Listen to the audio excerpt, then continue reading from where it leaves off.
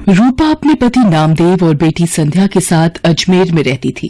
पति की नौकरी भी ठीक थी, 2 कमरों का अपना मकान भी था। रूपा ने संध्या को भी अच्छे स्कूल में डाल रखा था। नामदेव भी रूपा और संध्या की खुशी का ख्याल रखता था। सब कुछ ठीक चल रहा था, पर अचानक मानो रूपा की खुशियों को किसी की नजर लग गई। नामदेव को दोस्तों के साथ खाने पीने की आदत पड़ गई। वो अक्सर पार्टी करने के बहाने दोस्तों में शराब पर पैसा बहाने लगा। नामदेव रोजाना आधी रात तक नशे में चूर घर लौटता था। एक दिन, आपने लौटने में बहुत देर कर दी। आप रोजाना शराब पियोगे तो आपकी सेहत को नुकसान होगा। मुझे उपदेश मत दे, और मेरी डॉक्टर बनने की जरूरत नहीं है, ठीक है ना? मैं अपने दोस्तों के साथ जाता हूँ, तो तुझे क्यों तकलीफ हो रही है? मैं रोज पीऊंगा। तुझे यहाँ नहीं रहना तो चले जाए ऐसे, चल।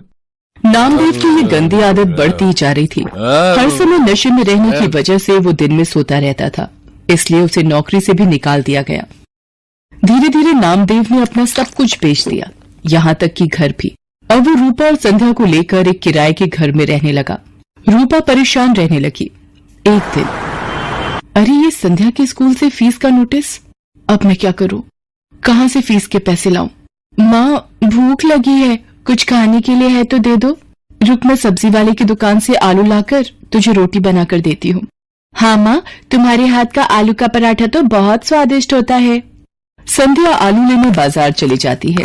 रास्ते में वो सोचती जा रही थी कि ऐसा क्या करे कि संध्या की फीस भर सके। तभी उसकी सहेली का फोन आ जाता है। वो दूसरे शहर में रहती है।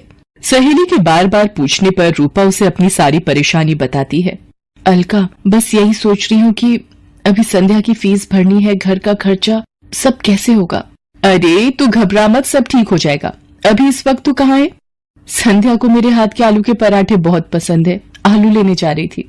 आलू के पराठों से याद आया, तू तो राजमा चावल कितने टेस्टी बनाती थी, याद है? सब उंगलियां चाटते रह जाते थे। तू राजमा चावल बनाकर क्यों नहीं बेचती? इससे तेरी कमाई भी हो जाएगी, जिससे तू थोड़ा बहुत परिवार का खर्च उठा पाएगी। सहेली की बात रूपा के दिल में घर कर गई। उसे एक उम्मीद दिखाई दी, पर शुरुआत कैसे करे उसे अब यही सोचना था। अगले दिन उसने राजमा और चावल बनाए और पतीले में लेकर घर के पास सड़क के किनारे बैठ गई। पूरा दिन धूप में वो बैठी रही, पर किसी ने भी उसके राजमा चावल नहीं खरीदे। शाम को वो घर आ गई। उसके राजमा चावल बिल्कुल भी नहीं बिके। वो घर आकर रोने लगी। मैं क्या करूं भगवान, मैंने कोशिश की पर कामयाब नहीं हुई, मुझे हिम्मत दो भगवान। माँ, जब मैं कभी परीक्षा में अच्छा नहीं करती तो तुम ही तो मुझे कहती हो दोबारा मेहनत करूं। आप भी कल दोबारा कोशिश करना माँ। मेरी बेटी कितनी समझदार हो गई है, तू ठीक कह रही है। मैं एक बार और कल कोशिश करूंगी। रूपा अगले दिन दोबारा राजमा चावल बनाती है। पूरा दिन एक भी ग्राहक नहीं आता। रूपा निराश हो जाती है।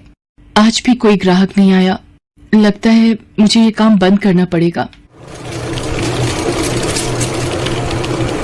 अब आपके पास कुछ खाने को मिलेगा? यहाँ आसपास की खाने की दुकानें बंद हो गई हैं।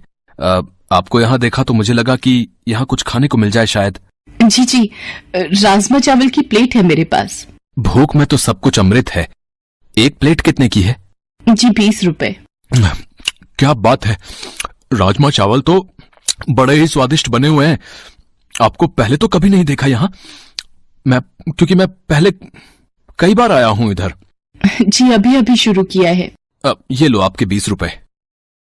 पूरा दिन बीत जाने के बाद एक प्लेट ही बिकी थी रूपा की, पर इस एक प्लेट के पैसों ने उसे हिम्मत दी थी।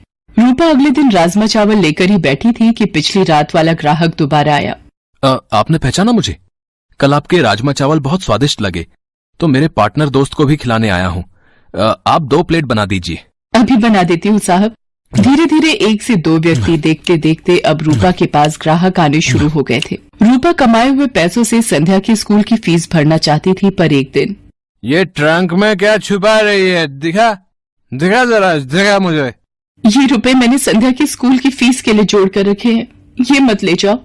देख, मेरे दोस्त मेरा इंतजार कर रहे हैं। ये रुपए दे मुझे, दे, इधर दे। नामदेव रुपए छीन कर ले जाता है। रूपा रोने लगती है। वो सोचती है, ऐसे तो ये सारे कमाए हुए पैसे शराब में उड़ा देंगे, मुझे कुछ रुपए संध्या के भविष्य के लिए भी जोड़ने होंगे। धीरे धीरे रूपा का काम चल जाता है। वो एक ठेला किराए पर ले लेती है और अब वो ठेले पर राजमा चावल बनाकर बेचने लगी। समय बीतता गया। रूपा की जिंदगी 15 साल आगे चली गई। संध्या भी पैसों की कमी के कारण 10वीं तक ही पढ़ाई कर पाई। वो भी अब माँ के काम में हाथ बटाती थी। रूपा मेहनत करते करते थक गई थी, पर उसकी एक जिम्मेदारी अभी बाकी थी। वो थी संध्या की शादी। एक दिन रूपा की वही सहेली जिसने फोन पर बात की थी, रूपा से मिलने आती है। आज तुझे इतने सालों बाद देखकर मेरे आंसू नहीं रुक रहे। मेरी प्यारी सहेली रूपा, ये तूने अपना क्या हाल बना लिया है। गरीबी के थपेड़े तेरे चेहरे पर आई झुर्रियों में बयान हो रहे हैं। अरे तू बैठ अलका, संध्या से मिल। ये मेरी बेटी संध्या है। संध्या, ये मेरी मेरठ वाली सहेली अलका। अलका मौसी, माँ आपको बहुत याद करती हैं। रूपा, मैं इसलिए तेरे पास आई थी कि एक अच्छे घर का रिश्ता है। संध्या भी वहाँ खुश रहेगी। अलका, अगर मेरी ये जिम्मेदारी पूरी हो जाए तो मेरे लिए बहुत खुशी की बात है। ठीक है, फिर मैं बात कर लेती हूँ लड़के वालों से। रूपा को तसल्ली हो जाती है कि संध्या की शादी हो जाएगी। एक गरीब बेटी की शादी करना गरीब की सबसे बड़ी चिंता होती है। रूपा की सहेली अलका रिश्ता पक्का कर देती है। रूपा को यह था कि संध्या की शादी के लिए पैसे जोड़ने हैं, इसलिए वो सुबह जल्दी जल्दी उठकर ज्यादा खाना बनाने लगी। सुबह से लेकर रात तक ठेले पर खड़े रहना। एक दिन रूपा को चक्कर आता है और वो गिर पड़ती है। संध्या चिल्लाती है, माँ आंखें खोलो माँ, मैं अभी डॉक्टर को बुला कर लाती हूँ। I am sorry, she is no more. Body से ज्यादा काम लिया है इन्होंने। कमजोर शरीर ये झेल नहीं पाया, इसलिए बीपी बढ़ गया और हार्ट अटैक आ गया। संध्या की तो मानो जिंदगी ही रुक गई। उसकी माँ चली गई। वो बिलक बिलक कर रोने लगी। तभी नामदेव आ जाता है। वो भी मरी हुई रूपा के आगे रोने लगता है। संध्या उसे कहती है, बापू, मेरी माँ के शरीर को हाथ मत लगाओ। आज आपकी वजह से मेरी माँ इस दुनिया से चली गई। मुझे माफ कर दे मेरी बच्ची, मैंने ये क्या कर दिया प्रभु। रूपा, मुझे माफी मांगने का मौका भी नहीं दिया तूने। मेरे पापों के कारण तू चली गई। संध्या माँ की याद में दिन भर उदास बैठी रहती थी। नामदेव भी अब संध्या की चिंता में परेशान रहता था। वो कोई काम ढूंढने भी क्या जाता। सब उसकी पुरानी बुरी आदतों को जानते थे, इसलिए काम नहीं देते थे। एक दिन अलका रूपा से मिलने आती है और उसके मरने की खबर सुनकर वो भी बहुत दुखी होती है। वो नामदेव को संध्या के रिश्ते की बात बताती है। देखिए नामदेव जी, अब मेरी सहेली रूपा तो नहीं रही, पर संध्या की शादी की जिम्मेदारी अब आपको निभानी है। लड़के वाले जल्दी ही शादी करना चाहते हैं, आप सोचकर जवाब दे देना। अलका के जाने के बाद नामदेव सोच में पड़ जाता है कि उसके पास तो एक पाई तक नहीं जो वो संध्या की शादी कर सके। वो रूपा को याद करके रोने लगता है। तभी एक आदमी आता है। जी नमस्ते, मेरा नाम मोहन है। रूपा जी के बारे में पता चला, सुनकर बहुत दुख हुआ। आपको कुछ काम था रूपा से?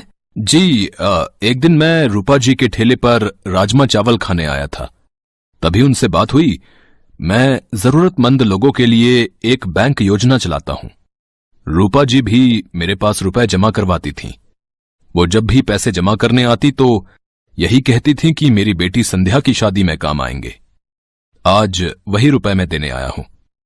पिछले दिनों उन्होंने मुझे फोन किया था कि बेटी की शादी के लिए जरूरत है तो मैं उन्हें दे दूं।